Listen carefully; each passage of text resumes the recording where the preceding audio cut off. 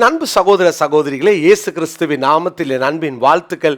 இன்றைய முத்து மூலமாக மறுபடியும் பரிபூரணம் என்ற தலைப்பில் உங்களோடு கூட கர்த்தருடைய வார்த்தையை அந்த சிறிய தியானத்தின் மூலமாய் கொடுப்பதில் நான் அதிக மகிழ்ச்சி அடைகிறேன். பிரியமான தேவனுடைய பிள்ளைகளே, பரிபூரணமான சத்தியத்தையும் பரிபூரணமான சமாதானத்தையும் ஆண்டவர் நமக்கு தருகிறார் என்று கடந்த 2 நாட்களாக தியானித்தோம். சத்தியத்தின் பாதையில் நடக்கிறவர்களுக்கு பரிபூரணமான இன்னொரு ஆசீர்வாதத்தையும் கர்த்தர் தருகிறார். உபாகமம் 30:9 பரிபூரண நன்மைகளை நமக்கு வைத்திருக்கிறார். பிரியமானவர்களே, பரிபூரணத்தை நீங்கள் அனுபவிக்கணும். பரிபூரணத்துக்காக அதிக பிரயாசப்படுங்க. உலக பிரகாரமான எந்த ஆசீர்வாதமும் பரிபூர்ணமாக இருக்காது. அதில் பரிபூர்ணத்தை பார்க்க முடியாது. ஏதோ ஒரு குறை இருந்துக்கிட்டே இருக்கும். ஆனால் தேவன் கொடுக்கிற அந்த ஆசீர்வாதங்கள் பரிபூரணமாக இருக்கும்.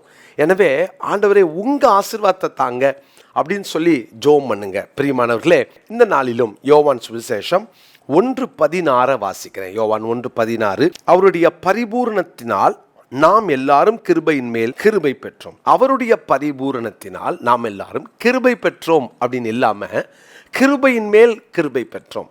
அப்போ பரிபூரண கிருபைகளை கர்த்தர் தருகிறார். நமக்குள்ள ஆண்டவர் வைக்கிற கிருபை, கிருபையின் மேல் கிருபை. என்ன அர்த்தம் தெரியுமா? பரிபூரணத்தினால் வருகிற, அவருடைய பரிபூரணத்தினால் வருகிற கிருபை. இன்னைக்கு அந்த மாம்சத்தில் வெளிப்பட்ட ஆண்டவராகிய இயேசு கிறிஸ்து நமக்குள்ளாக வாசம் பண்ணுகிறார். அவருடைய பரிபூரணங்கள் நமக்குள்ள கிருபையின் மேல கிருபை. ஆமேன். இன்னைக்கு இந்த ஆசீர்வாதத்தை, இந்த வார்த்தையை கேட்கிற உங்கள் ஒவ்வொருவருக்கும் கர்த்தர் தருவாராக. கிருபையின் மேல கிருபை. நமக்கு இருக்கிற அந்த கிருபைகள், ஒரு கிருபையை கர்த்தர் தந்திருக்கிறார். நீ அனுபவிச்சிருக்கலாம். உலகத்தில் அப்பா ஆண்டவருடைய கிருபை அப்படின்னு சொல்லலாம். இது அல்ல, இன்னும் கிருபை, இன்னும் கிருபை, இன்னும் கிருபை, கிருபையின் மேல் கிருபை. நம்ம வாழ்க்கையில் சில போராட்டம் வந்துருச்சுன்னா உடனே உலகம் நினைக்கும், பத்தியா அவ்வளோதான், கடவுளுடைய அனுக்கிரகம் இல்லை அப்படின்னு உலகம் நினைக்கும். ஆனால் உண்மை என்ன தெரியுமா? ஒரு ஆசீர்வாதம் கிடைப்பதினால் கிருபை அப்படின்னு நினைக்கிறத காட்டிலும், ஆசீர்வாதமே இல்லைனாலும் தேவன் ஒரு கிருபை வைக்கிறார் பாருங்க நம்ம மேலே. கிருபையின் மேலே கிருபை வைக்கிறார் பாருங்களேன்.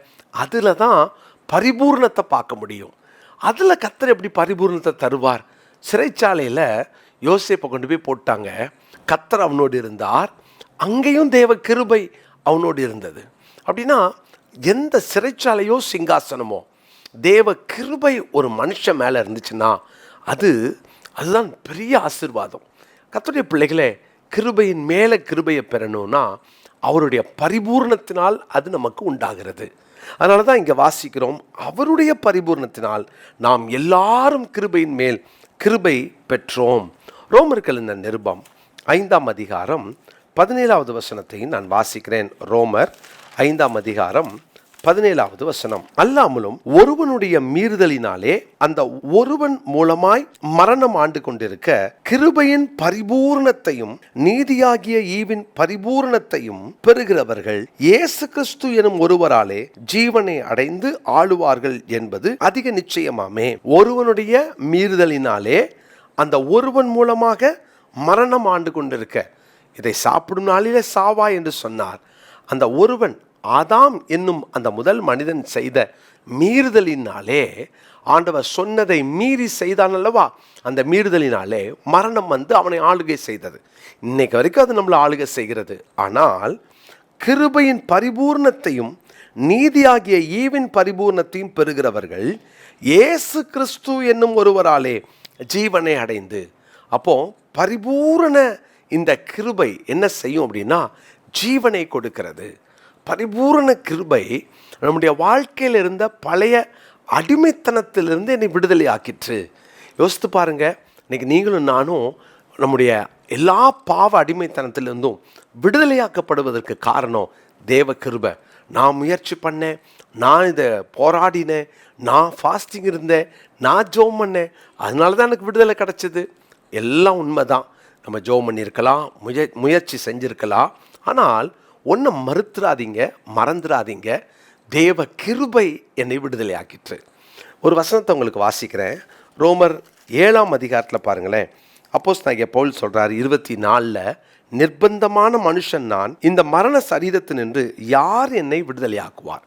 இந்த மரண சரீரத்திலிருந்து யார் என்னை விடுதலையாக்குவார் அப்படின்னா, அந்த விடுதலையை எனக்கு தர போகிறவர் யார் அப்படின்னு இவர் ஜெபிக்கிறார், இவர் போராடுறார்.